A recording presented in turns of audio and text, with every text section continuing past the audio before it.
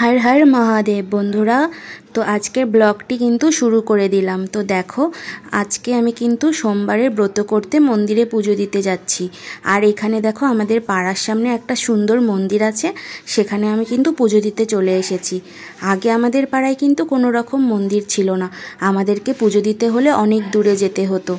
तो एखन आमादेर पाड़ाय एकटा सुविधाई हयेছে, मंदिर करे दिয়েছে, तार जोन्नो आमादेर आर कोथाओ जेते हय ना, पाड़ार मंदिरेई किन्तु आमरा पुजोटा सेरे निते पारी।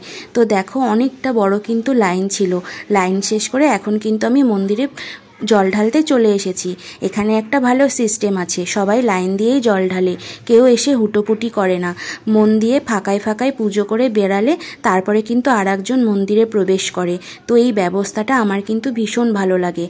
तो देखो बाबार माथाय प्रथमे पंचामृतटा ढेले निয়েছি, जेहेतु मंदिरे एकटा एकटा करे ढालते गेले अनेक असुविधे हय, तार जोन्नो किन्तु आमी बाड़ी थेकेई पंचामृत बानिয়ে निয়ে আসি। আর বাবার মাথায় ফুল দেওয়ার আগে কিন্তু বজরংবলীর পুজো করে নিয়েছি, কারণ নিয়মই আছে ভোলে বাবার পুজোর আগে বজরংবলীর পুজো করতে হয়। তো বজরংবলীকে পুজো করে ভোলে বাবাকে কিন্তু ফুল বেলপাতা দিয়ে দিয়েছি। আর মালা কিন্তু দিতে পারিনি, কারণ এখন বর্ষায় ফুলের প্রচুর দাম।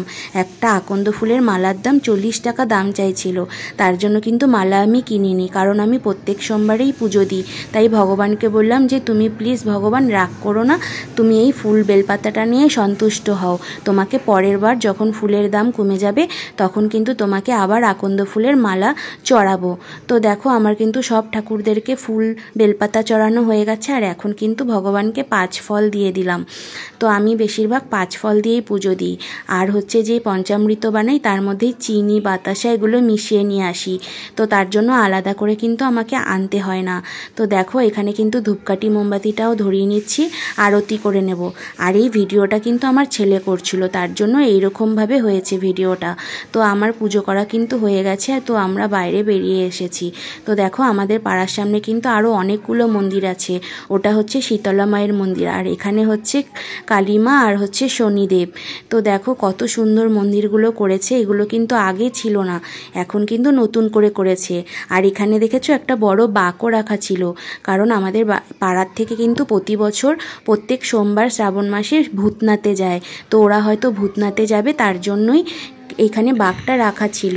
আর দেখো পাড়ায় পুজো করে এসে মন্দিরে তারপর কিন্তু আমি বাড়িতেও পুজোটা সেরে নিচ্ছি।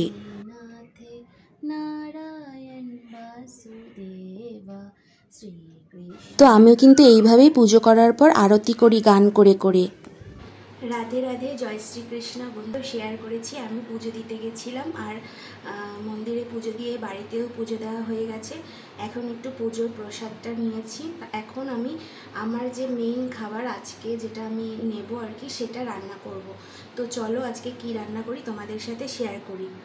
তো দেখো আজকে কিন্তু সবজি বানাবো, আর সবজির মধ্যে রয়েছে আলু, কাঁচকলা আর হচ্ছে মিষ্টি কুমড়ো। যেহেতু আমার শরীরটা একটু অসুস্থ, তো ডাক্তার আমাকে পেঁপে খেতে বারণ করেছে।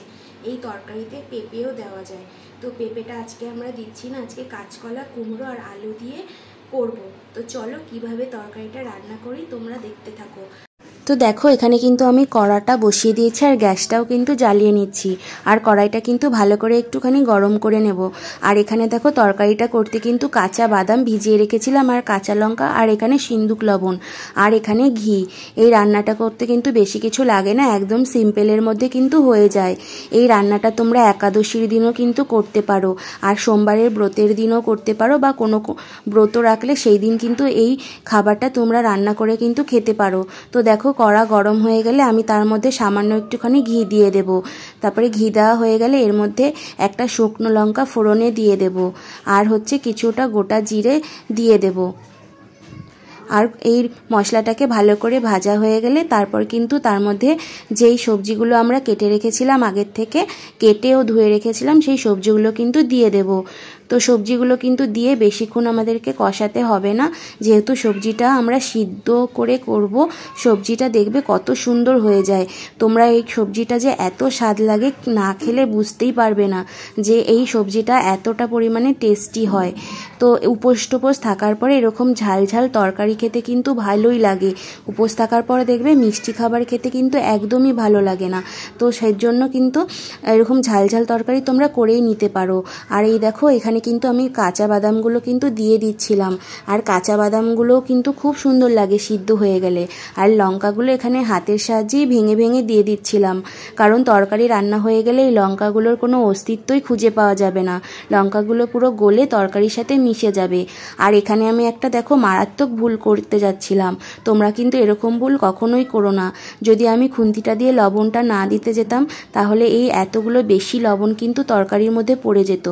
আর তোমাদেরকে একটা কথা বলে রাখি বন্ধুরা, এই সিন্দুক লবণ কিন্তু পরিমাণে সবসময় বেশিই লাগে, এমনি লবণের তুলনায় একটু বেশি পরিমাণে না দিলে কিন্তু লবণ হয় না। তার জন্য তোমরা যখন রান্না করবে এমনি লবণের তুলনায় একটু সামান্য বেশি পরিমাণে কিন্তু দেবে। দেখো সিন্দুক লবণটা দিয়ে আমি কিন্তু জল ঢেলে দিলাম, এরপর কিন্তু ঢাকা দিয়ে মিডিয়াম আঁচে কিন্তু রান্না করব। আর বারবার করে কিন্তু উল্টিয়ে উল্টিয়ে দেখব, আর একটু নাড়াচাড়া দিয়ে দেব, না হলে তলায় কিন্তু লেগে যেতে পারে। তো দেখো বন্ধুরা, এরকম নাড়াচাড়া করতে করতে ঢেকে ঢেকে রান্না করতে করতে আমার তরকারিটা কিন্তু রান্না প্রায় হয়েই গেছে। একটু সামান্য জল রয়েছে, এটা কিন্তু জোরে ফ্লেম বাড়িয়ে দিলে তারপরে এই জলটা কিন্তু টেনেই যাবে। তো আমি একটুখানি চেকে দেখেছিলাম, তো দেখলাম যে লবণ একটুখানি কম হয়েছে, তার জন্য বাটিতে যে লবণটা তুলে রেখেছিলাম এক্সট্রা সেটা কিন্তু তরকারির ভেতরে দিয়ে দিলাম। তো দেখো নাড়াচাড়া করতে করতে তরকারিটা কিন্তু অনেকটাই টেনে গেছে, আর তরকারির কুমড়োগুলো আলুগুলো সব কিন্তু ঘেটে যায়, আর ঘেটে গেলে মাখো মাখো ভাব হয়ে যায়। তো দেখো তরকারি কিন্তু আমাদের রান্না হয়েই গেছে। এখন আমরা নামানোর আগে এর মধ্যে সামান্য একটু ঘি দিয়ে দেব।